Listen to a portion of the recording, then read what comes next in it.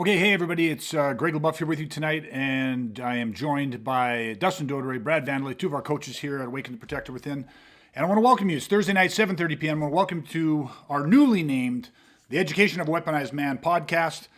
And tonight we have a really cool topic we've been building. The last couple episodes we're going 16, kind of where we're stacking on top of each other. And tonight is going to be a really good conversation. I'm really looking forward to hearing your guys' inputs and sharing this with everybody. But tonight we're going to talk about early events. Okay, so listen, we're going to cut to the intro. We'll be back in a few seconds here, 60 seconds to be specific, and we will jump right into tonight's conversation. A topic we've been building. Many people understand that they can at any time become the target of a violent criminal assault. These same people know that they have a life, family, and property worth defending. Criminals understand that violence is its own language. Violence is not the sport of competition. Violence is not the art of fighting. Violence is about one thing: destruction. There are those who believe that violence, even in self-defense, is morally wrong. Then there are good people like you who know that defending yourself, family, and others, as well as your property, is not only a personal right, but a duty within a civilized society. Understand, violent assaults are won before they occur. People who learn strategy survive. People who do not will not. For those brave people who believe life is precious and worth defending, welcome to the Education of a Weaponized Man podcast. Precious and worth defending. All right, welcome back. Okay, listen, we're going to jump right into this because it's a lot of layers to this, and we're going to talk about early events. Now, early events, what are we talking about? Obviously, we're going to relate this to violence, but before we even get into touching on violence, I just want people to understand, right? Let's talk about driving. Okay, now understand something, right? Most people have a concern about driving with a certain amount of safety. But let's think of it this way. What is it that allows us to drive safely? What is it that prevents us or helps prevent us from getting into accidents? Well, let's go this way, right? There has to be some sort of a sequence to driving. There has to be some sort of a process that everybody understands that allows to drive. Let's break it into one specific thing. Let's talk about traffic lights.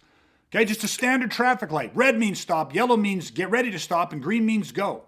Now understand something. Can you imagine what would happen when we're driving if red lights were completely fucking random? If they were completely random, how would that impact driving? You're driving along, you got a green light, and all of a sudden it's fucking red. Just instantaneously turns red. Okay, then it goes green, then it turns red again. There was just no sequencing to the lights. How would that impact driving? How would that impact safety? Well, clearly we don't have to ponder this long to understand that it would cause infinitely more accidents, right? And understand this though. We need to parallel this to violence.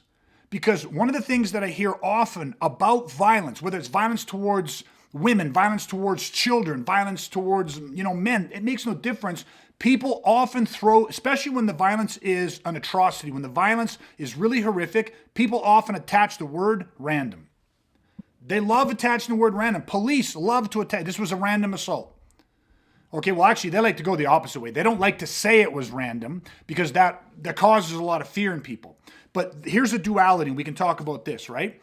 Let's go back to Las Vegas. Let's go back to the shootings that occurred in Vegas a few years back. And one of the things is the second you have some crazy individual that goes into a school, goes into a building, shoots up a concert, whatever it is, people need to understand why. The fact that the thought of this just being a completely random thing scares people. Because then it's like, well, fuck, how do you defend against that? Somebody could just literally go psychotic and mow people down for no reason. Like what was the catalyst that they want a reason. The mind hates a void. Yet when there's a violent situation that happens, the police will often say it wasn't random. They'll say, we believe that the suspects were known to each other. What are they trying to do? Well, people sit there and go, a guy got murdered last night, but it's okay, everybody. They were known to each other. Don't worry about it. If you got to walk to the grocery store, it wasn't random. Okay, so I'm kind of shotgunning a lot of different things here. Oh, we lost D-Dog here. He'll be back in a minute, I'm sure. But one of the things I just want people to understand is that violence isn't random. Just like when you're driving, a red light isn't random. It might take you by surprise, but it's not random, right? But in order for you to benefit from the safety of traffic lights, you have to understand the sequencing. That's what we're going to talk about when we're talking about early events. We're talking about the sequencing. Okay, we're talking about how do you read the signs of violence. There he goes, he's back. Okay, so does that track? Does that resonate with you guys? And I just throw in some general comments of what you guys, what do you guys, when I say random, associated with violence, randomness, how does that impact you guys? We'll get deeper into unpacking the early event side of it, but randomness, and then my analogy with the traffic lights and stuff. Just hit me with some of your guys' initial thoughts off this. I just think the first thing that came to my mind when you gave the analogy of the traffic lights was being debased, was just being destabilized, because it's like that would just, people wouldn't know what to do, how to act, how to move forward, how to respond, because they're constantly being rattled by green, orange, or yellow, and like it's just all it's so random. They're like, they don't know if they should go or stop, or even if it's green, they're like, well, is it going to turn? Like, just confusion. And I think that would just rattle society in a whole. And when they think of, when you tie that into violence, with them being thinking that everything's so random, it's debasing for people. Yeah, 100%. Dustin, you were going to jump in. Yeah, and hopefully I'm not too far off base because I cut out kind of early there, Yeah. so I missed a lot of what you said. But you can catch it in the replay. When I got back in, and you were like, you just said, well, randomness, what does that make you think of? And so maybe I'm off base, maybe I'm on it. But the first thing that hit me was just like, well, how often are people wrong when they actually say something is random? Meaning it's not actually random at all, because there was indicators, there was things that people could have seen to be like, no, it wasn't. Like, not random in the way people think it's random. Yes.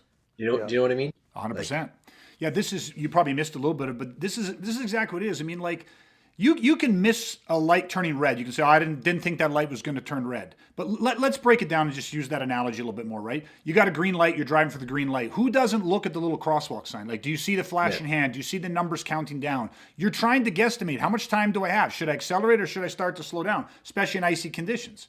Yeah. So you're looking for signs. Like, anyone that drives, I won't say anyone. Yeah. But, and a lot of people are shaking that, yeah, I agree. But most people, good drivers, are looking for the signs. They're looking for the indicators of that the sequencing is about to change. And this, I tried to come up with just like a really easy analogy that people could relate to.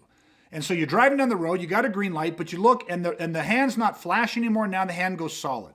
And there's a lot of times when the second the hand goes solid, the light changes, goes yellow. Sometimes it goes solid and you have a second or two. Sometimes it's got the numbers counting down. The point is that when you see the indicators, that tells you whether you should take your foot off the accelerator and cover the brake and prepare. And for some people, it means put your foot on the fucking gas and get through the intersection before you have to get stuck and wait. But that's it. Everybody's reading an indicator, because why did a guy speed up? Why did a guy slow down? It's because they're reading an indicator and they are attaching a meaning to that. Fuck, I don't want to sit at this light, so I'm going to fucking rip through.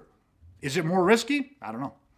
I mean, logic would probably indicate it is, but it doesn't matter. I'm just saying, people read the signs, and then what they do with that information is completely up to them.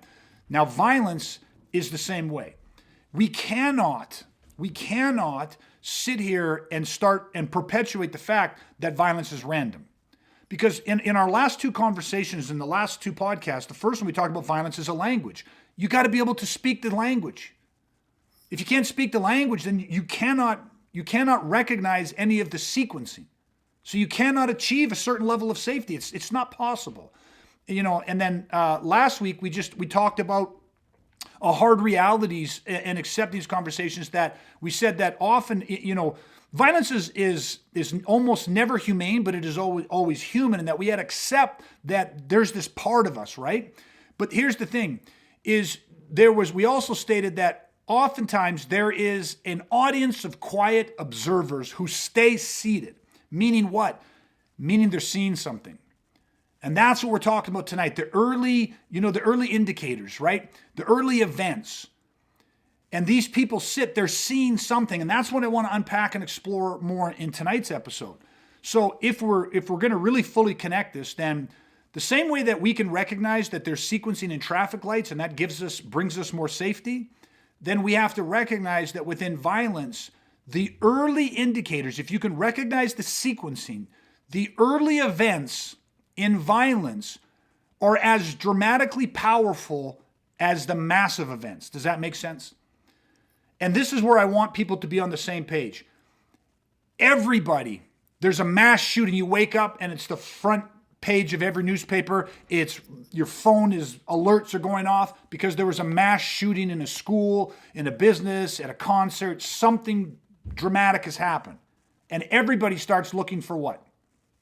The fucking indicators. That's what everybody wants to know. They want to know what happened. Oh my God, what happened?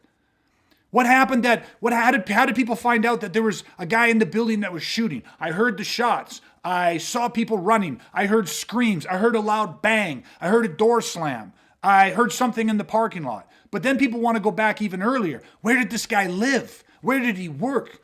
Let's interview his neighbors. Let's go talk to his coworkers. Everybody is trying to hunt for all of the details. Does that make sense? And so it's like, if we can, people go, yes, the big shit, let's look for the details. But if we pull out of that and we go back and recognize that the early events, the early indicators, the neighbor does recognize something about this guy. A teacher recognizes early signs of aggression in a student. You know, in a marriage, a spouse recognizes something about the husband's behavior. There are early indicators, and those are as telling as the dramatic indicators. And that's something that people have to really hear and have to go, okay, I got to accept this. Okay, so maybe just hit it on that. Give me your thoughts on how that resonates with you. Yeah, Just right I off the think bat, go ahead. I think probably why people tend to not acknowledge that or want to is because they don't know how to look for it. They're not used to it. It's always been subdued. It's kind of like that whole conversation we had about intuition. People get used to just ignoring it and all that. And same kind of thing with the early events. It's easy for people to overlook it, probably because of things like denial. They don't want to admit that it's there. So that's where all that denial kicks in. And then they don't see it. And then they're not trained to look for it because they're so used to just sensory gating it all the time. 100%. Brad? I think the only thing that I'd really add to what Dustin would say is that, like a lot of times people, even if they do have some sort of awareness of it, and they have the feelings of intuition at the early stages of the whatever event, I think it's easy for people to just be like, benefit of the doubt, come up with a reason with why, I'm probably overreacting, I'm probably being paranoid, especially with the social contract that we exist in these days. But like benefiting your doubt yourself and, or the situation in general is very easy for people to do that. It gives them a way out from taking action or from really doing anything with what they feel and what they anticipate. Yeah. Now, just a couple things of what you said. Let's throw this into right because we're talking about whether people listen to their intuition, which is a massive part, and it's one of our future episodes here. We're going to delve deep into intuition stuff, but now we're asking ourselves like, people, they see it, but they go into denial. They do this, they do that, all that stuff. But let's look at it this way: like, how many people have ever been taught the actual, like, how many people have a system for measuring violence? Like, how many people have ever been educated on how you actually measure violence and how you recognize what the indicators are? And just off that, how long did it take, maybe for you guys personally, and how long do you think it takes the average person to learn the sequencing of traffic lights? Like, how many years did it take to figure out when a light goes from green to yellow to red? Like, I mean, somebody taught you that. Someone gave you some information and indicators, and you went, "Fuck, this is going to take some practicing." The point is, it takes fucking nothing. It said, "Listen, now look at that little in the crosswalk. Do you see that little hand, like walk, don't walk? You see that? Now that can look a couple different ways, but here's what this means." Right? Here's the other indicator. Here's what you can look at to tell you maybe it's time to take your foot off the accelerator and cover the brake and prepare to stop. Now, it doesn't mean everybody, as simple as it is, some people struggle, right? But all I want people to understand is that it's super easy because you were shown, say, here's the indicators. Well, it's no difference in violence. No different. Teaching people the indicators by which they can measure violence and aggression in fellow human beings is no harder than teaching them to recognize the indicators in the sequencing of traffic lights. It's just information. Now, what you guys were hitting on and where the conversation could go into is the willingness. Most people have zero pushback to learning the sequencing of traffic lights because they're motivated to drive. But most people are not motivated to learn and study the language of violence. They're not motivated, although you think the self-preservation of life would be a pretty good motivator, but that's not always the way people are wired, right? So, especially where, like Brad talked about this, was it last week or 2 weeks ago, where Brad, you kind of said, like, based on where we live, our society right now, so many people get away without it. 100%. Right? If we all lived somewhere else, do you know what I mean? Like, it might be very different as a society, but that's not the case where we are. Yeah, 100%.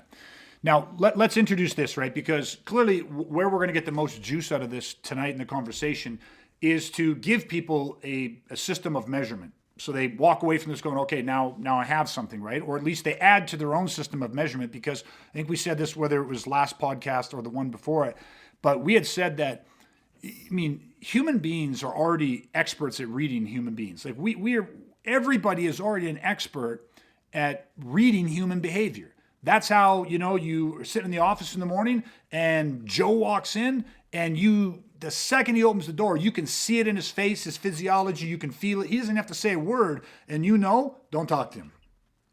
Wait till he's had a cup of coffee, wait till he's decompressed, whatever it is, or he walks in and something's wrong with him, or he walks in and something massively good has happened in his life. People just, You can walk into the lunchroom and you can just feel tension in the air, or you can feel an electricity of joy and happiness. How are you doing that? Because the sensory faculties with which we process the world, right? Sight, hear, touch, sound, our sensory faculties are always pulling in information. So we are already very good at this. But we just don't have the system for interpretation. Like what's a framework to put the data into, to create a filter? Okay, so what we do and what I want to share with people is our system for measurement is something that we call the predator scale. Okay, and what you're looking for is what we call the pins. And the pins mean the pre-incident indicators. Okay, that's what the pins, the pre-incident indicators, those are any and all little indicators that could tell us something's happening, and we can decode that and go, what do we think it is? Right? Is this, in terms of aggression and violence. So the predator scale is the system that we use, and within the predator scale, there's what we call a pin index. Okay, just think like index cards. These are the system. These are the measurements. They're all out there, and it occurs in three different areas. And I'm going to let you guys go with this. Talk a little bit about the predator scale, but really just fill people in on the core thing of this. What are the three areas that you need to study or become aware of that the pins can appear on? Okay, they're going to come up on one of three areas or a combination of the three areas. Yeah, so interpersonal communication. Okay, so interpersonal communication meaning what is the person saying and how are they saying it, right? It's not just what they say, it's how they say it, right? So interpersonal communication is one. Body language. Body language is two. And again, everybody already understands what he means when he says body language, right? And most people have heard that. The majority of communication is done through body language, gestures, and expressions. How you're standing, how you're holding your head. Go ahead, Brad. And even with body language, I think that, I know that, but it's like most people, they are able to read the body language, but they can't articulate the body language. 100%. Right? Yeah. Like they can't, whatever's projected out from body language, they get the feeling and they get the essence of it, but they can't articulate what exactly those pieces that are making up. And I guess that's probably true. Well, not probably. That's true with all three. Well, it is true. Yeah, 100%. Now, let's just be real clear. Actually, let's throw the third one in. So we have interpersonal communication, how and what is being said, body language, and then what's the third one? Behavior. Behavior. Okay. So the three areas of behavior. How is somebody behaving? Now, we'll go deeper into each of these three and give some examples in a second, but let's just talk about what Brad said, right? Because we're saying that people are experts at reading human behavior. There's not a human alive that isn't an expert on reading human behavior. But just because you can feel and read this energy doesn't mean you can consciously become aware of it. It doesn't mean that it's actionable knowledge. And I just want to talk because what Brad said is that, listen, somebody can feel or sense, they're reading somebody's body language, their behavior patterns, their interpersonal communication, but he said that they feel it. And understand that when we're talking about violence, you have to understand how the human system is impacted when it comes to conflict, when it comes to violence. And it's impacted in three different ways. There's three different levels of impact. And the first level of impact is always what? Your emotional system. Always the emotional system. And that's what, I just wanted to hit that because you said it and I don't want people to gloss over it. You can be a bloody expert. Joe walks into the office and you can tell something's wrong, but the first thing that happened is you felt something wrong. You felt it. I don't care if you recognize it on an emotional level first or not. That's what happened. The emotional system is always impacted first. Why? Because we're emotional creatures. We feel before we think. So you feel it. And then those feelings happen, and this can all happen very quickly. It can feel simultaneously or it can feel like it's out of order, but it's always the emotional system. We feel it, and then those feelings turn into what? What's the second system that's impacted? Like the psychological, your thoughts. 100%. So you feel this, and those feelings become thoughts, right? And this is why I said that, because the first thing that I might become aware of is my thought.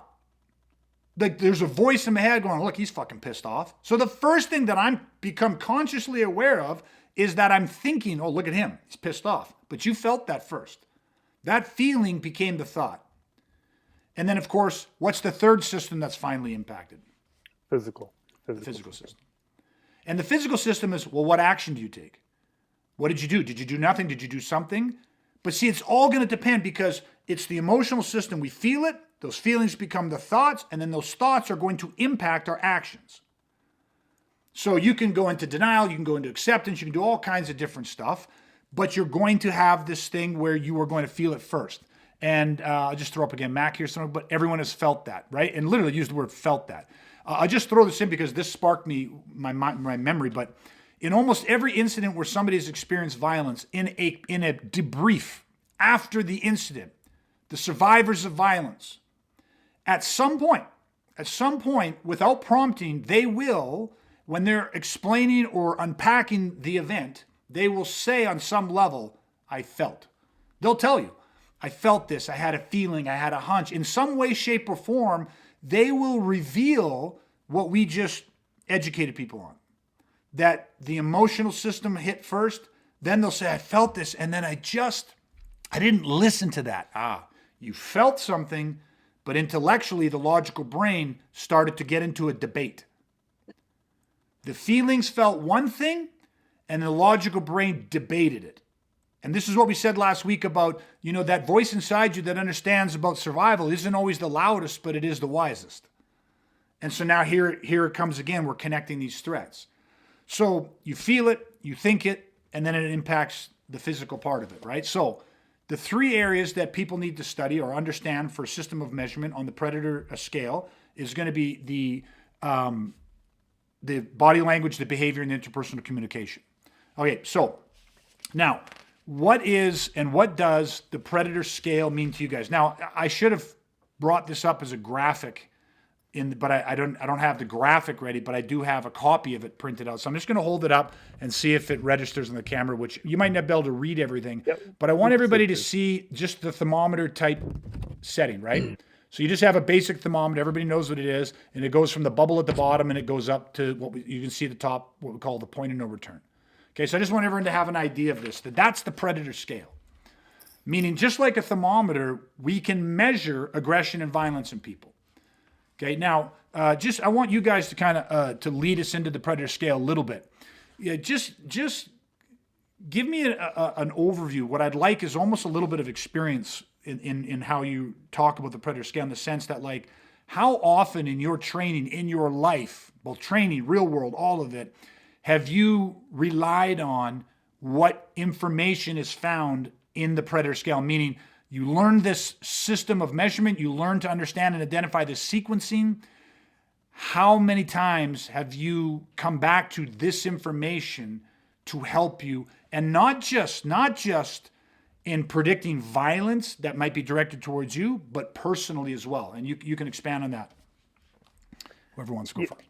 Yeah, I'll jump in. I think when I think of the predator index, it's almost like an overlay. Like if we had like an augmented reality, and it's like we use the work example. Johnny's all comes in and he's all hot and bothered, and it's like, oh, like he's pretty high on that trigger part of the escalation. If we overlay that, we could see where people are. Like I know that I've seen this, and I'm sure that most people have. You could be driving in your car and you see a guy on the side of the road that is like losing his freaking mind, and you're like, this guy is like up there. Or even how a guy walks. You guys walking down the street. If anybody fucking looks at this guy, it just gives him what he needs to jump on and get traction and assault somebody. So for me, it looks like it's like augmented reality, where it's like it overlays on people that you see, situations that you're in.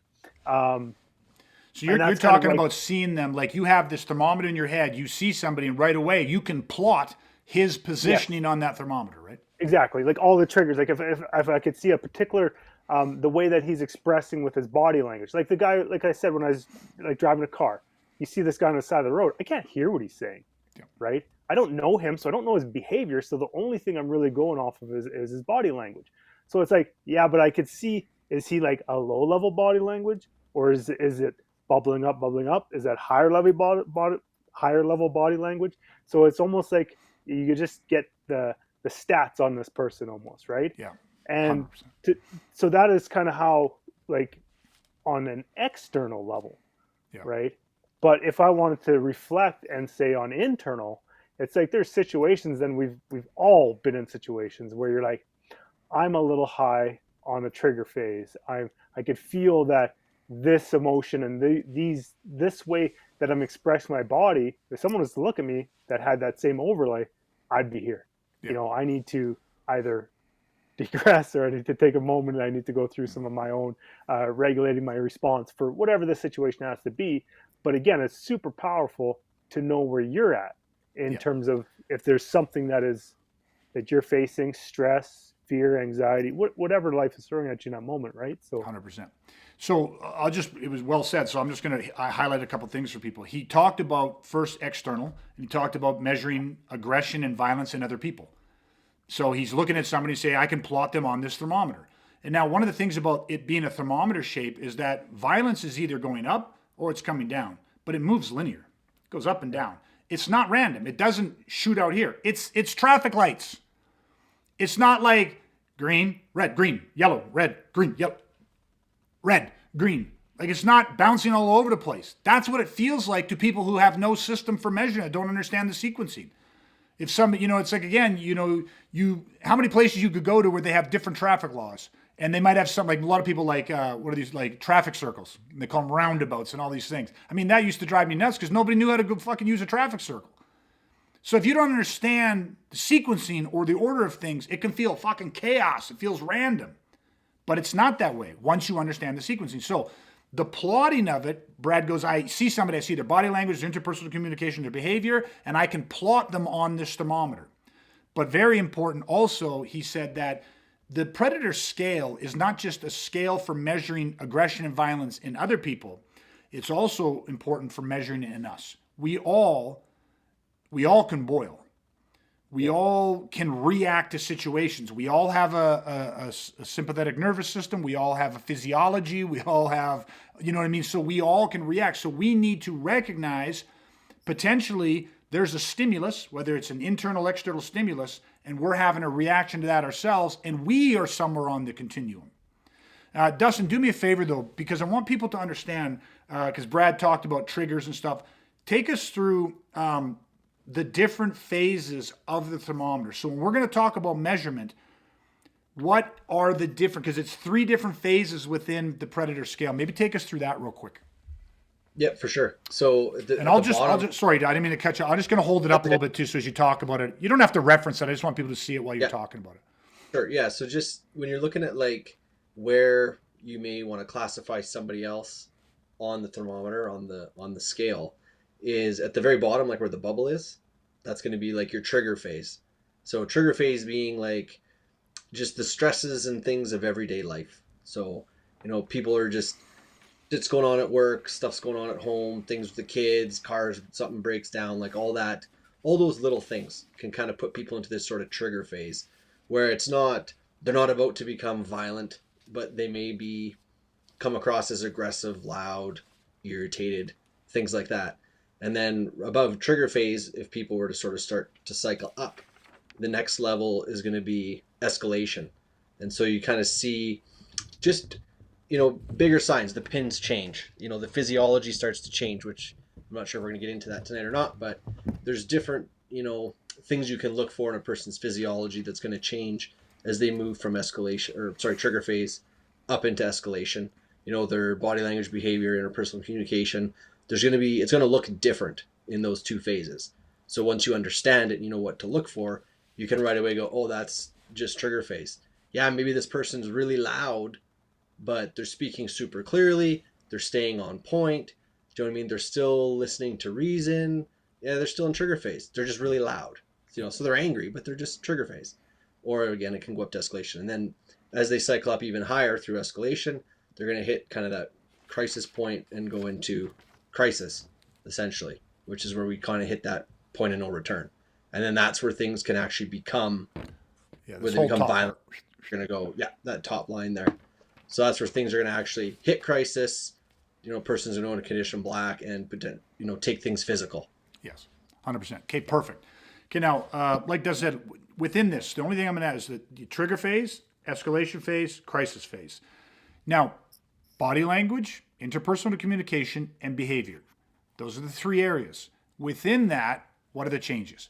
Dustin talked about, I wake up in the morning, I stub my toe, I fucking got no coffee, I need my coffee, I'm late for work, I can't stop for coffee, I get in the office, my toe hurts, I've got no coffee, and right away someone walks in and says, oh, so-and-so's on the phone with you, and so-and-so's this, and you got to do this, and there's just complaints, and what can you see in my body language? Whatever's impressed, whatever I'm feeling is going to get expressed, right, at some point. So you can see people and just everyone uses their common sense and uses their own experience. What does it look like when somebody's frustrated, when somebody's agitated, when somebody's, upset, whatever? And think about it this way. There's three of us here right now. When I'm at the end of a busy work week or the beginning of a busy work week and I'm frustrated and I'm tired and I'm upset and I'm, how do I manifest that? Is that going to be different than how Dustin manifests that or how Brad manifests that, how that expresses? 100%. And this is why understanding to recognize not just what you see, but looking below the surface. In the sense that like somebody that is frustrated, that has their chin up and is like, and they might be saying, going, fuck, this day fucking sucks. But their chin is up and they're looking down their nose and maybe they're talking to you like, why can't you fucking wait till I get my fucking cup of coffee? Like, why do you have to come in right off the bat and come at me? But their chin is up, but their eyebrows are furrowed, right? Now, is this guy dangerous or is this guy just frustrated and pissed off? Now, is it appropriate how he's talking to the individual? Depends on the context. The context determines the content. I can't think of too many contexts where it's appropriate to be speaking to somebody that way, but it can just be frustration. Now, Dustin come in, he has all the same things happen to him, but instead of him being like, why the fuck do you have to come at me like that? He just comes in and is just like, holy fuck, this day could not have been any worse. Like his eyes are really big and he's just like, oh, fuck. Everything is, like he's just like, you can tell like, oh man, you look like you had a shitty morning, but everything has a different tonality to it, right? That is like, now when I do that, what are you guys, like what level am I at? Am I in the trigger phase? Am I at escalation or am I ready to kill people? And how did you know? Like, how do you discern between the furrowed eyebrow, but the chin's up? What are my lips doing? All this stuff. What are my other gestures and expressions that go with it? What's the tone of my voice? All that stuff versus, oh my God, Could this day get any worse? Oh, I got to kill somebody. Like, what's the difference between those two things? Like, how do you read that and interpret that? I see them both actually in the trigger phase. I see one on just a little bit higher and one extremely low. Still Okay, well, frustrated. why is one higher and why is one lower? Like, if they're both in the trigger phase, why is one higher? Why is one lower? Almost, I think I would put it on the agitation of the first guy. Okay. Just a little bit more, like a little bit. The other guy's like frustrated, stressed, but just wants it to be fucking done. He's like, if I could just get out of here and reset later, everything's fine. But this guy, the first guy, it's like he's agitated and he's like, fuck, like he's like more frustrated. And that guy, depending on how the rest of his day goes, if that frustration keeps building, you know, then like I see him evolving more than the second guy.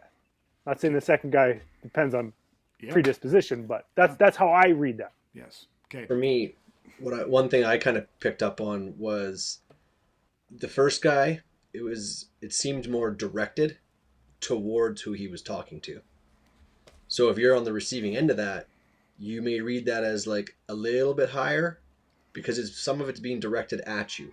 The things he's saying, you know, his body language, it's coming at you. Where the second guy was kind of like, this day, like, could this day get any worse? Could more things happen in this day? Or could more shit happen to me? So they're talking to you, but they're not talking at you. Do you know what I mean? 100%. So to me, that's what I felt. We're talking a lot about what people feel. Yes. And that's what I picked up on. Yes, it's beautiful, right? You were both bang on with this one, right? See, and I'll just throw Max because Max is one's more externally focused and the other's more internally focused, and that's exactly the same thing, right? So you both nailed it in the sense that Brad's like, well, the first guy I would say is he's still in trigger phase. There's no imminent grievous bodily harm or death there, all that stuff. It's just a trigger phase, but it's being directed at you, and Brad felt that, and Dustin articulated in a different way, and Mac articulated in a different way. But each guy is reading the exact same thing. Why? Because they're operating off the same system of measurement. And that can be different indicators, right? Because what I was saying about how the three of us can express similar feelings, but very differently, right? And Dustin's 100% on this, and saying, well, you guys are all 100% on this. But if all of a sudden I'm feeling frustrated and I take it out on someone. That's how I express. I'm blaming.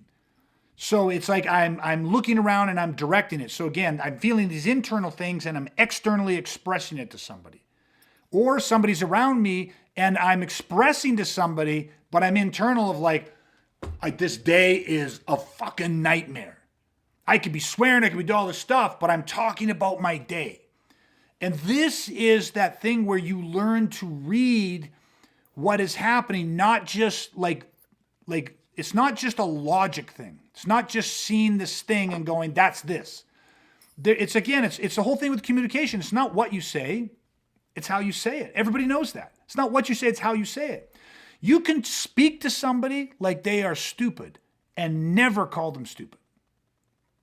100% you can. True or false? Yes or no? 100% yes, 100% true. How? Because the tone in which you're saying you're saying something without saying something. Go ahead. I was just going to say, especially if you throw some body language on top of it. Yes. And I'm trying to be like super expressive, but the gestures and the expressions. How you doing today? No, I'm really good. No, I'm really good. Thanks for asking. Like, there's so much sarcasm. Like, yeah, I'm doing really good. Thanks for asking. What did I saying to you? Now you walk away going, geez, fuck, then I won't ask next time. But I didn't say it to you. I just said, no, thanks for asking. But the tone in which I said it was telling you, can't you fucking tell? Why would you ask me the dumbest fucking question in the world? You can clearly see I'm fucking agitated. But you got to come over here and you start asking me something. Right? I shared a story on Facebook a little while ago about that crackhead at the gas station. Right? And that started with him. Started with the same thing. This guy's out and I said, listen, you seem like you're having a bad day. Is there anything I can do to help you? Hey, you fucking help me. Like, that's what sets this, because the point is like, you can say something to somebody and have the best of intentions, but they will take it and they will twist it to fit within their narrative. And that's why a lot of people go like, no, I'm really good at talking my way out of stuff. Well, you are you? Really good at talking. You say you've never experienced violence, because violence doesn't ask. Violence doesn't look for consent. You can say the nicest thing. You could wrap your shit in sugar all day long, and that guy's going to turn it into something to use against you. We know guys that almost got murdered because somebody said, hey, you got to smoke? No, sorry, man, I don't smoke. I didn't ask you if you fucking smoked. I asked you if you had a smoke. That's what turned it. Almost lost his life because he said, no, I'm sorry, I don't smoke. I didn't ask if you smoked. I asked if you had a fucking smoke. And that was it. That was the guy. Now, what do you think that guy could have said different? Do you have a smoke? No, I'm sorry, I don't smoke. What could he have done different? And this is the thing where you have to measure what is happening in their body language. What is the true intent? You have to dissect what is going on in the interpersonal communication, or you got to understand the shifts in behavior. And none of it is hard. It's super easy, but it takes what? Some exposure. It takes some practice. Most people, again, when they want to learn a self-defense, this is not what precedes the learning of self-defense. Just show me how to gouge a fucking guy's eye out of his head. That's all I want you to show me. Just show me how to bottle a guy. Just show me, I got this knife. Just show me how to use the fucking thing. That's all I want from you. I don't want nothing else. Show me how to armbar. Show me how to choke. But that's fighting skills. That's not self-preservation. That's not being weaponized. That's not how you master the tool of violence, because violence isn't just stabbing, bottling, gouging, right? Submitting. If I'm an MMA guy and I go to a fight, I'm going to submit, punch, kick, grapple. Those are the things I'm going to do. I don't have to worry about reading it wrong. There's another guy in the ring with me who's wearing shorts and got gloves on. That's the guy. What are you going to do? Well, we're going to probably fight. You know what I mean? In the streets, not like that. Hey, man, you got to smoke? No, sorry, buddy, I don't smoke. I didn't fucking ask if you smoked. I asked if you fucking... And the whole situation is different. So does that kind of track? Yeah, 100%. So let me just... Now, how does it go up? So how do you say, well, this is trigger phase, and then what do I do? Well, remember now, let's tie this in. What are your choices, 3 options you have when you are facing trigger to low-level escalation, meaning that there is no threat of imminent grievous bodily harm or death yet. Doesn't mean it can't change and mutate, but that's not on the table yet. So you're facing what we would call antisocial aggression. So the low part of this thing right here, from this low little bubble, let me get my hand, low bubble, to just even above this line, this mid-lower part of here. Trigger phase to lower escalation. We label that antisocial aggression. What is your options? What is your goal, legally and morally? What are you attempting to do when you're facing this level, when you see the early events that tell you this is where this individual's at? Just leave. Okay. Remove yourself.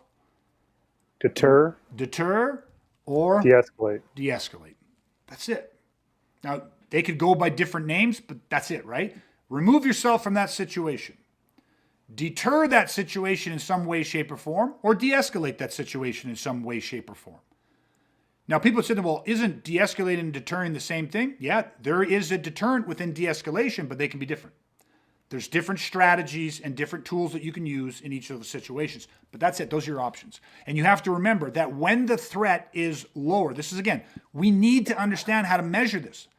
Because you can have somebody who's talking with foul language, but they're trigger phase.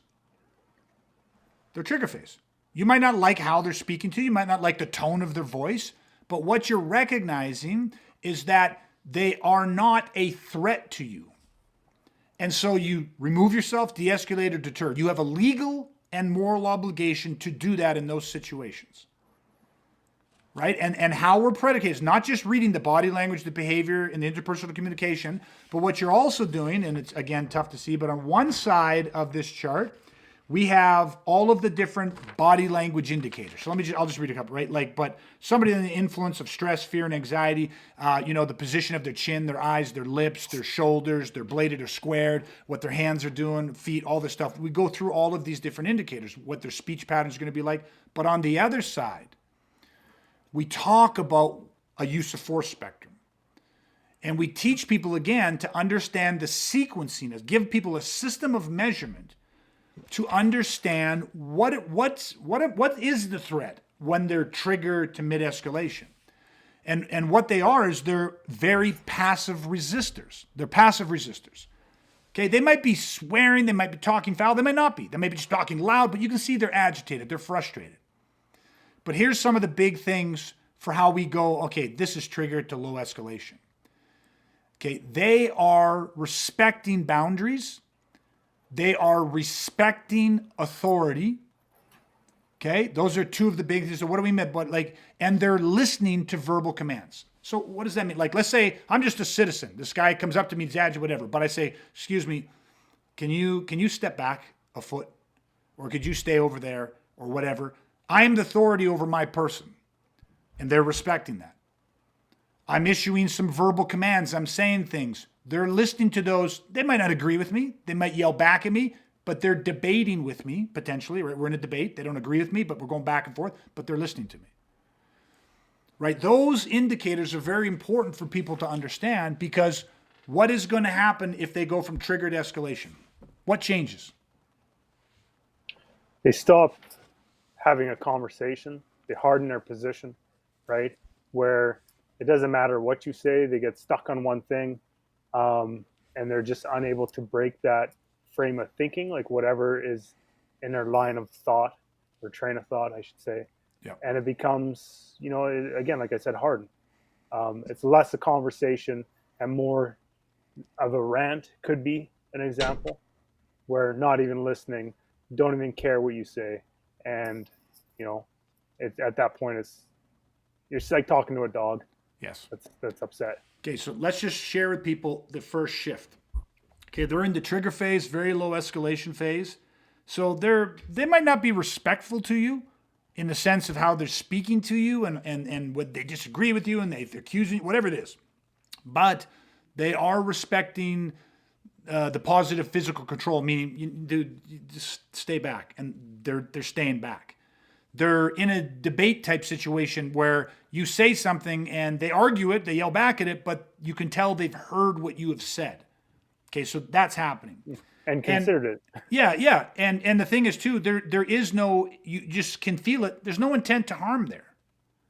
Then it goes up. And what Brad's talking about is when it starts to go up to the mid to the higher level of escalation, about the mid, is they harden their position. It's just one of the indicators. They harden it, meaning what? Now there's no debate. So they stop listening to you. Now instead of talking to you, I think Dustin, you made this point, right? Instead of talking to you, they're doing what? They're talking at you. Okay? What happens when somebody stops talking to you, or sorry, like stops talking with you and starts talking at you? Do we think, well, we know, but let's just put it this way. Do they become more open to a physical control, like respecting boundaries, or do they become less, open to that? They're not listening anymore, to the verbal or the physical or any of it. Yeah.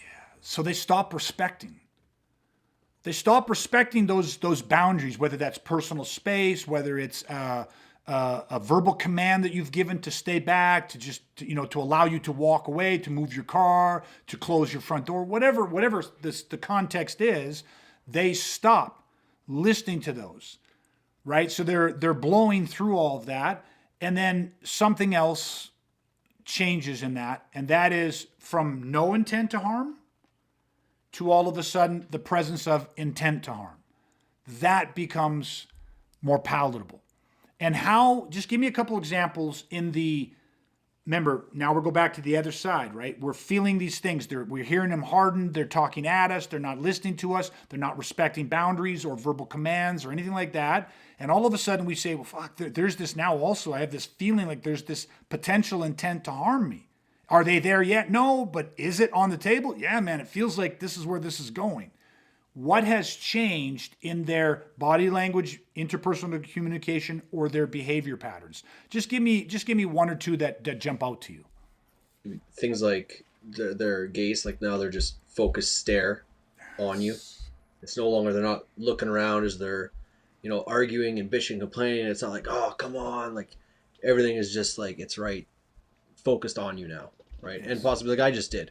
leaning into you, Yes. coming forward, closing that space, getting up on above you, looking down at you, right? Yes. See, that's perfect. There are so many little indicators, right? But these are not hard to read in the sense of what he's talking about, how all of a sudden they square off to you. They lean forward. Their chin pushes out. Their eyes get big. Their face starts to go flush red. Their lips start to pierce. Like their shoulders are back. Their hands start vibrating and shaking and pulsing. They might start, pitching back and forth. Their breathing changes. Like these are all indicators, and most people can sit there and go, "That I could feel that." Well, it's changed, hasn't it? Like your whole comment about how like before that I could be really agitated, but I'm all over the place. I'm like, I'm fucking this and Jesus, and like, oh man, and like I'm all over the place, and I'm talking you this, and then I break your gaze. Are you kidding me? And then you're driving me crazy. Like it's like the focus isn't as tight a laser beam. It's open more. And so people see, well, the trigger phase is going to be a lot down from that. Then it comes up and it's starting to build in intensity, but it's still all over the place. Like, okay, I get where these guys are at. And then all of a sudden it's like, are you kidding me?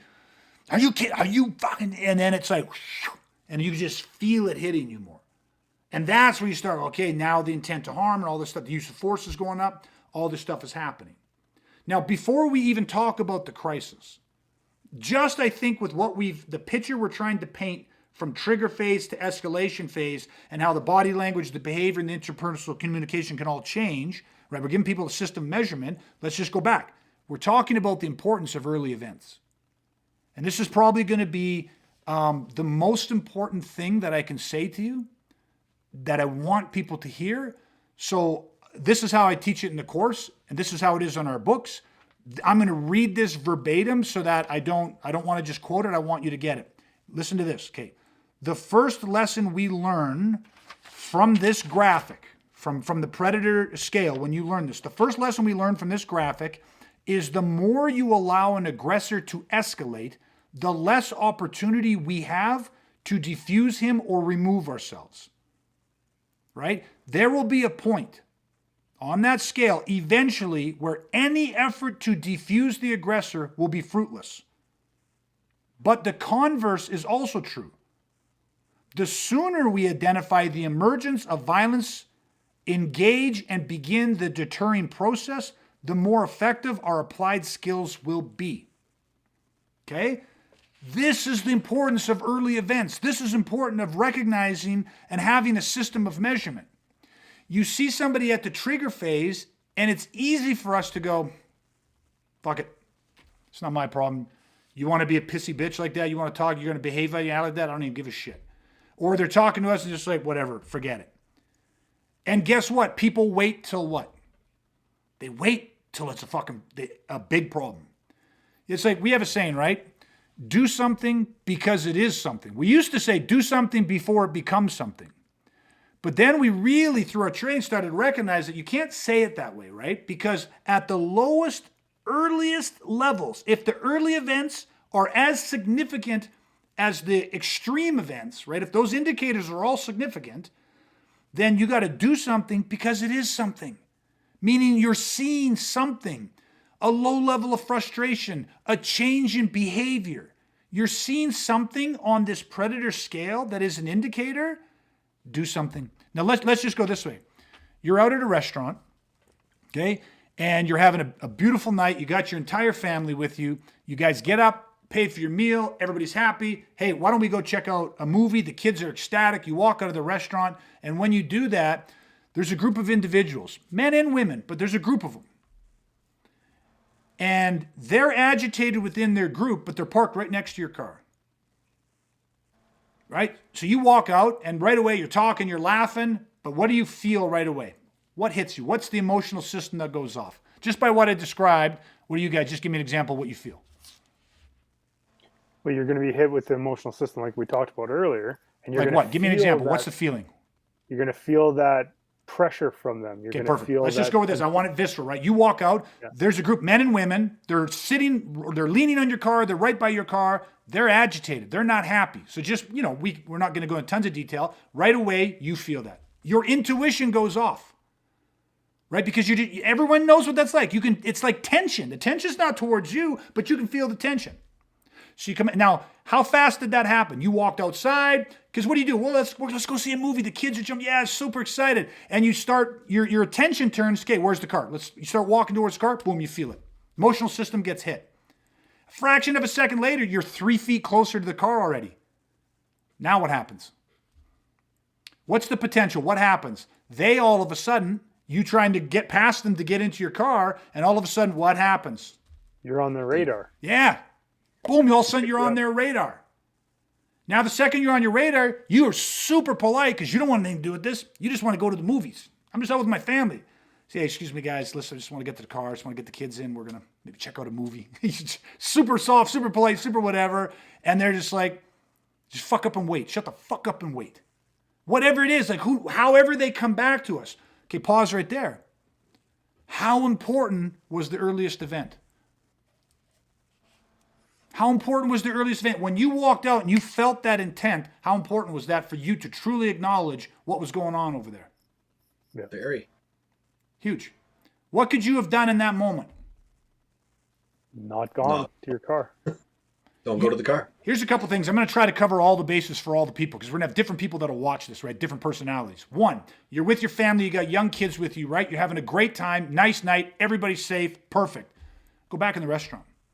So let's walk down a block and go get ice cream. Let's walk over here. Let's do this. Let's do whatever it is. Remove yourself and your family from that situation. You remove yourself from the situation. What are the odds? 0 to 100. What are the odds? Give me a percentage of you getting into a physical altercation and potentially somebody dying, being injured or something with that group of people when you've removed yourself from the situation. Before you're ever on the radar, what are the odds?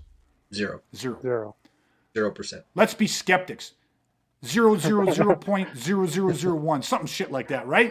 You walk away. Now there's other people that go, fuck that shit. This is my car. I got the freedom to go where I want to go. I'm not worried about those whatever. Okay? Well, I'm not going to say where I agree or disagree with that whole tactic because it's pretty tough to beat a 0.000% chance of having anything happen. That's pretty good. But here's the thing. Take your fucking family back in the restaurant. Take your family back in the restaurant. Take your family someplace safe and then come out polite, sweet, whatever, and say, hey guys, I just got to jump in my car. Or maybe it's because they're on one side, the passenger side of the car, and you can get in your side, start the car and drive out, back it up. You can go park a block away, walk back, pick your family up. That's tactical. That's smart. Yet how many people would do that? Very few people, because in the moment of it, you just go, here's what I want to do. Here's what they're doing. And it's me going to tell you what to do. I can't imagine how we get conflict out of that. Me telling you what to do. But no, people go up and say, well, no, I asked so politely. I didn't tell them what to do. Yeah, you did. You know what I mean? Like, you read the situation. You know, and so this is the importance of understanding that, like, the earlier that you can recognize the early events when it comes to violence and aggression, you can take action that works almost 100% of the time. Because I asked you, what's the percentage? If I remove myself and my family from that situation and I wait a little bit, it could be a matter of 2 minutes and then they disperse on their own. Maybe it's 5 minutes. I don't know, whatever it is. But if I do that, there was almost a 0% chance of something physical happening to endangering me and my family. You know what another way to look at that is? The strategy and tactic that I employed was 100% successful. 100% success rate. Like, you know, people will look at it and say, I removed myself from a situation and therefore there was very little chance of something happening, and yet people can feel weak about that. I say you tactically boxed around a threat. Special forces do it all the time. And yet when they do it, it's not weak. A small SEAL team is dropped in behind enemy territory. They have a very specific objective. They don't drop in, pull out the old American Jeep, start driving across the desert with their guns out going, we're Navy SEALs, bitch. Like, if you get in our way, we will destroy you. You know what I mean? And a fucking entire enemy army. Like, they do not have the means to engage in a firefight. They need secrecy. They need stealth. Because if they get caught at the wrong time, if they get found out, they will not survive. I think one point that's worth making, like you just made this point, but just to put it in slightly different words than what you said, is who can you control? Yourself, and nobody else. And that's kind of the mistake people make. When people are like, well, no, I would ask them so nicely and this and that, it'd be so polite. It's like, no, you can't control them. Whether you ask them nice, whether you ask them rude, whether you ask them angry, it doesn't matter because you can't control them. They're going to do what they're going to do. It's like the example you gave earlier. You talk super nice, they just turn around and use it against you. If they're looking for a fight or if they're looking to become violent or assault you or steal your wallet, your car, whatever it is, they're going to do it no matter what you say because they already have a pre-planned agenda. It's premeditated. So it doesn't matter what you do. You can only control yourself. And that's exactly what you're saying. It's like, who can you control? Yes. Just you. I'm going to add one small thing on that because like when you're talking about the fact that it's premeditated, they're going to take, you can say the nicest thing to them, they're going to take it and use it against you. It doesn't means like it could be premeditated in the sense like there's people that are literally consciously like, I want to fucking get in a fight. Like I want to express my rage onto somebody. But it can also be premeditated just subconsciously by the state that you're in. We've all done this. Listen, let's be 100% honest. I've had a frustrating day and I come upstairs and I don't want to be cheered up. And so my wife goes, "Oh, honey, how was work today?" "Why would you ask me that way? What do you think it was? Like, you think I'm down there? Like, it's not a parade down there. Like, I'm in doing something." You know what I mean? Like, it doesn't matter, man. Your kid runs up to you with a picture they painted and a hug, and you're just like, come on. Like, you know what I mean? Like, so you're not consciously doing that, but this is what can happen, right? Is that people in these states, it doesn't, so yeah, you have to be in control of you, and then you have to have this system to measure stuff, and then you weigh those two things against it. It's like never assume, right? You never assume that I'm going to be so polite and I'm so good at talking and people love me and I don't have any bad intentions. These people, I don't even know you people, so we're not going to have a problem here. It depends, right? So I want to throw this because I want you guys, we're going to answer this because Peter had a really good question. And Peter said, do you guys think, I'm just going to slide over a bit, do you guys think there's an average time to how long it would take an aggressor to go from 0 to 100? I mean, from trigger to crisis, physical.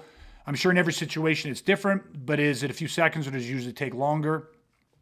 It's a great question. And why don't you guys go at answering it first, and I'll add my 2 cents in at the end of it. Well, I'll answer it a slightly different way. Sorry, Brad. No, go ahead. I think what's cool about this, when you truly understand like the predator scale, it actually doesn't even matter. Because when you get so good at recognizing the 3 different phases, and you can just sort of instantaneously be like, this person's trigger, this person's low escalation, that person's high escalation, it just becomes so obvious. It's kind of like we talked before about with posturing and just how it's just an illusion. It's like a magic trick. And it's like once you understand the trick, it loses all its power. And the escalation is kind of the same thing. It's like when you can immediately pinpoint where someone's at and you can immediately recognize when they move up or down, it doesn't really matter, if that makes sense. So it's not an exact answer to Peter's question, and yet it is. I love it. Brad, do you want to throw in something? Yeah, no, I'll add to it too, because like the only thing that I would say is like to echo what Dustin's saying is like if you know exactly where someone's going, and we said earlier tonight, violence progresses in a linear path. So it's either going to go up or it's going to go down. It's not going to fucking shoot off sideways or anything ridiculous like that. So it's like no matter how quickly or how slowly it goes up or down, it's like if it's going up, you just know it's going up. And it's like, so by this sheer virtue of the fact that you're like, this is progressing, it's not de-escalating, this is where it's going to go. And yeah, that could be in a fraction of seconds, or that could be a couple minutes, but you already anticipate, okay, scene 1's here. It's like, if he escalates, there's no survival value thinking that, oh, it's only going to escalate to here. It's like, no, fuck that. Like, if it's escalating, it's going here. If it de-escalates and it doesn't reach that, we're okay with that. Mm-hmm. But don't think for a minute. I think that where the danger is is thinking that, oh, it may not go here. And it's like, no, it could go fucking blow past right to crisis in a fraction of a second. And we have to understand that is a linear progression of violence.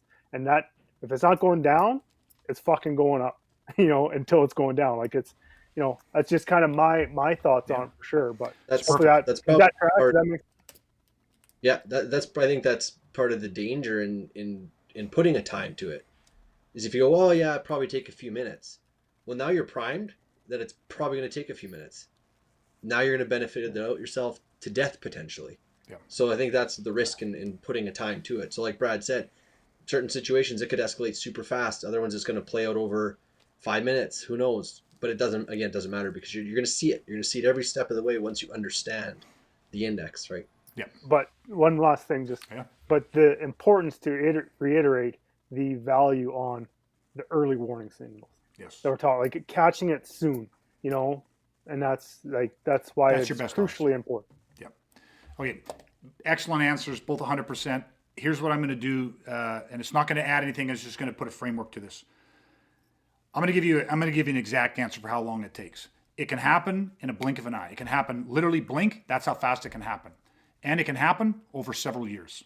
Yeah, exactly. Right? Over several years. Understand, a young kid starts being bullied at school. He's an outgoing kid. He's vivacious. He's happy. He's engaged, and it starts getting bullied.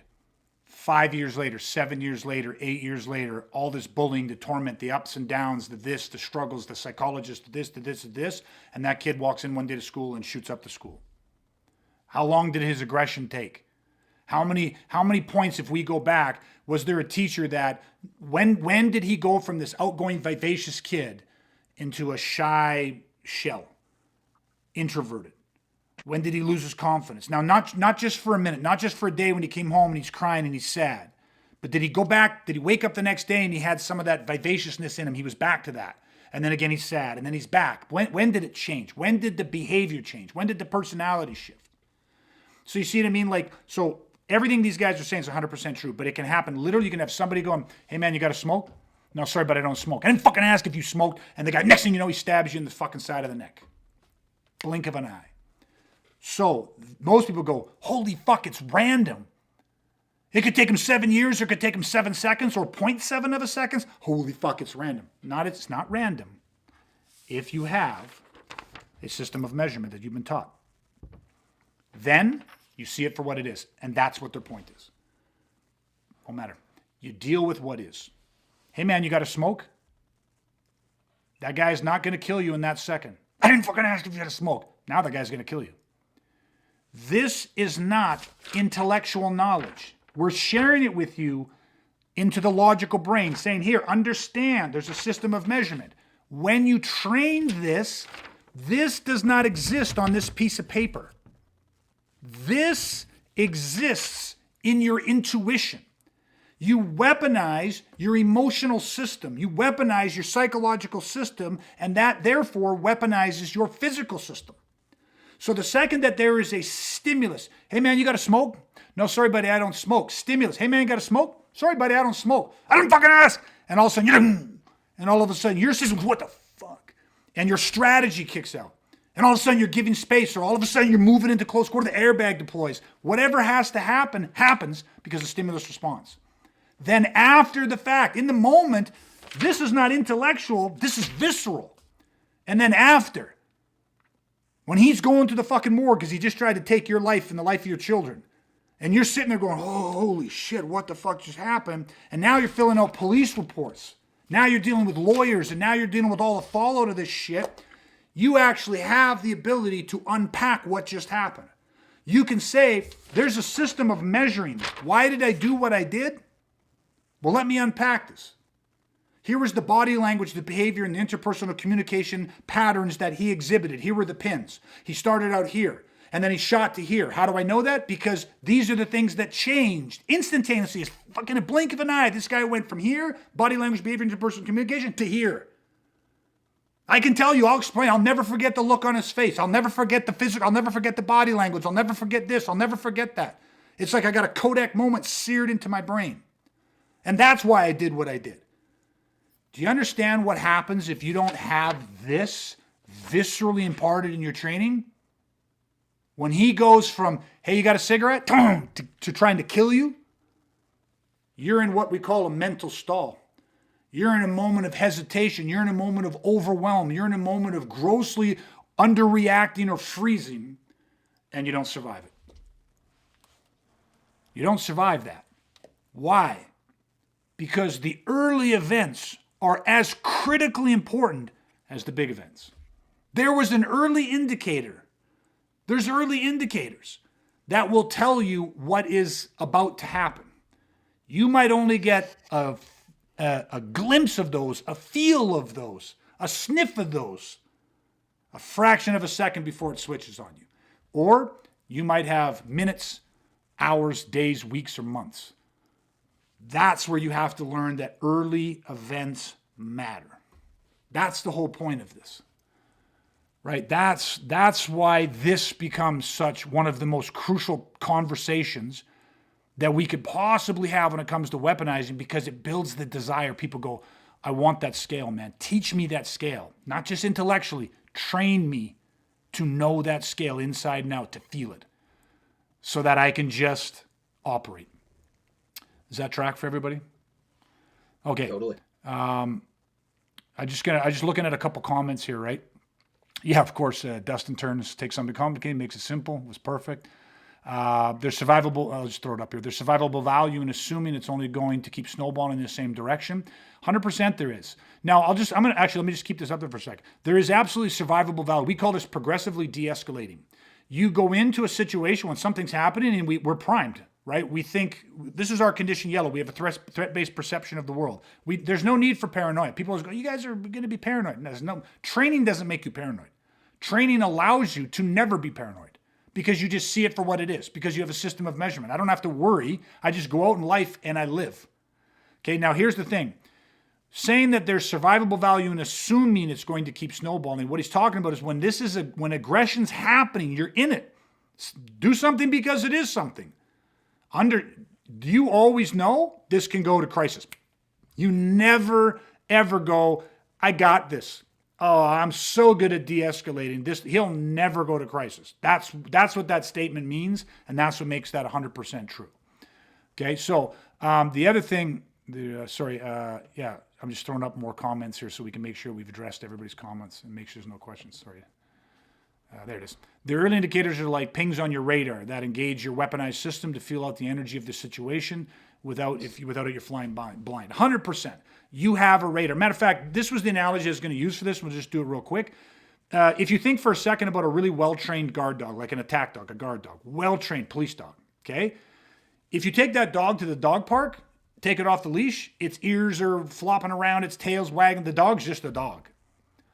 But if either the owner gives it a command, or more likely, if the dog is there and all of a sudden something trips the dog's instinct, there's a threat, the dog's ears stand up, start rotating, its tail goes straight, its fur in the back stands up a little bit, its feet root deep into the ground, and it's using its nose and it's smelling and it's looking for what the threat could be.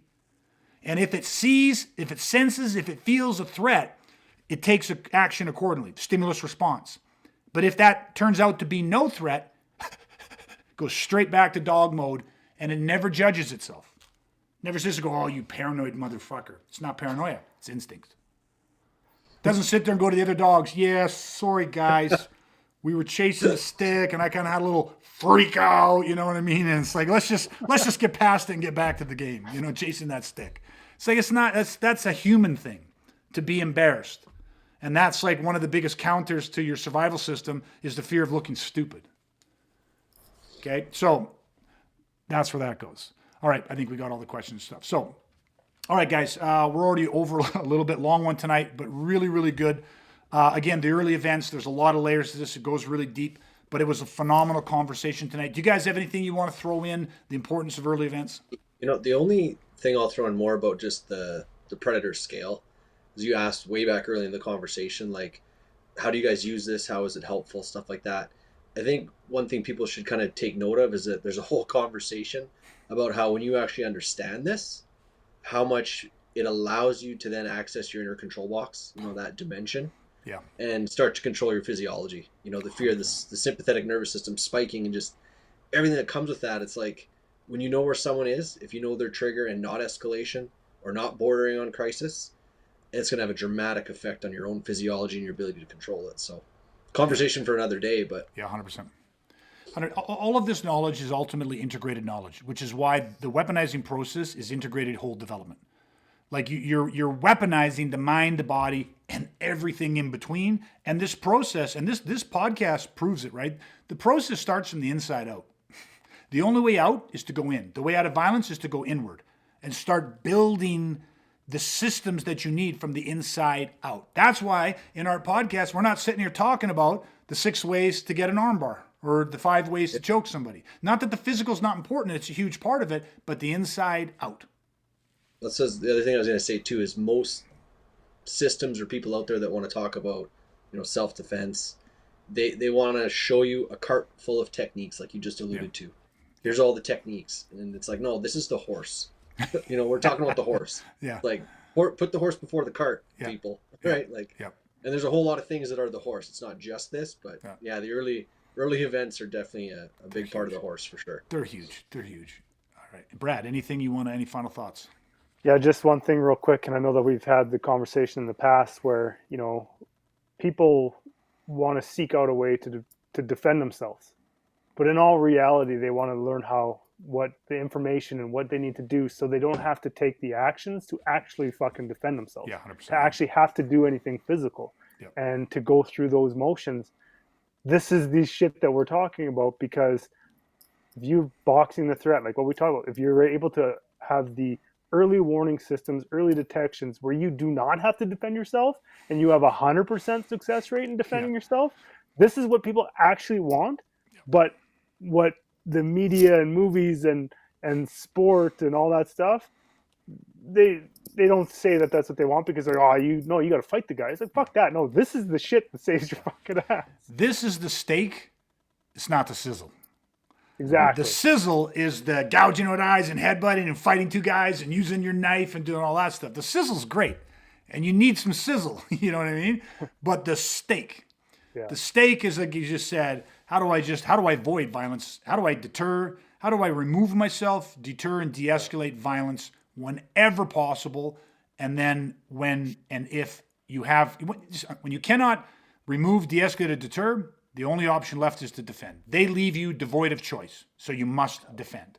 And that is where, you fucking John Wick the situation. That's when, you know what I mean, that lethal shit is there. 100% intent on preserving your life and the life of your loved ones. And I think if people don't have a clear goal of what they actually want when it comes to preparing for violence, then this is overlooked. But if you're clear about what the fuck you want, survival for yourself, your family, your loved ones, your property, this is the stake, like you said. 100%. All right, guys, listen, I want to thank everybody that jumped on tonight, everybody that commented, contributed. If you like this, make sure you hit the pound button, give us some love. That's what helps us spread this. We're doing it organically through Facebook. Also, this is now kind of our renamed Education of a Weaponized Man podcast, meaning that I looked today, it should be only a matter of a few hours before it is all approved, and you will find it on every place that you can find podcasts, meaning check us out on Apple Podcasts, Spotify, all of the different places. You can check this out. Not only is this going to be released every single Thursday evening, we're going to continue to do it here live on Facebook, but also this will be released right after that on Apple Podcasts and all our podcast streaming system. But also I am going to be adding in insights that'll be delivered during the week. So there'll be lots of stuff coming up on our podcast. So please check it out, like, follow. When it comes up on podcast, do not forget to hit subscribe, leave us a rating, give us some comments and feedback. That way we're going to reach more people and that are good people ready to weaponize and rise regardless. So we really appreciate it. We just got one last comment here. The ability to have 100% success rate to remove yourself from a situation or de-escalate, deter, or to be weaponized to survive the chaotic environment of violence is so powerful. It's absolutely huge. Watch out, Joe Rogan. Yeah. I'm sure he's losing some sleep tonight because, I don't think we could pick up his scraps on a podcast. But it doesn't matter. It's got to start somewhere, and that's starting right here. So listen, for anybody that wants more information, there's a new ending to our podcast. You can check it out. I released a new ebook as well as a live workshop we have going on and a whole bunch of other stuff. You'll get that information, how to find that right after this in our new closing. So that's it for us, guys. Listen, thank you, Dustin, Brad. Appreciate it as always, your time, your effort, your energy. Stay safe, stay weaponized, and we're going to chat again soon, everybody. Many people understand that they can at any time become the target of a violent criminal assault. Hey, thanks so much for listening. And listen, if you found this content valuable, here's 3 different ways that I can help you weaponize for free. First, grab a free copy of my ebook, The Education of a Weaponized Man. To get your free copy today, head to ebook.awakentheprotector.ca. Number 2, you can take a free workshop where you will discover the 10 insights violent criminals don't want you to know. To take this workshop, head to workshop.awakentheprotector.ca. The third way is to head to my website and check out all of my free-line programs that cover everything from mindset to strategies. To check us out, go to awakentheprotector.ca. And finally, leave a 5-star review so that we can reach more good people like you who are ready to weaponize and rise regardless.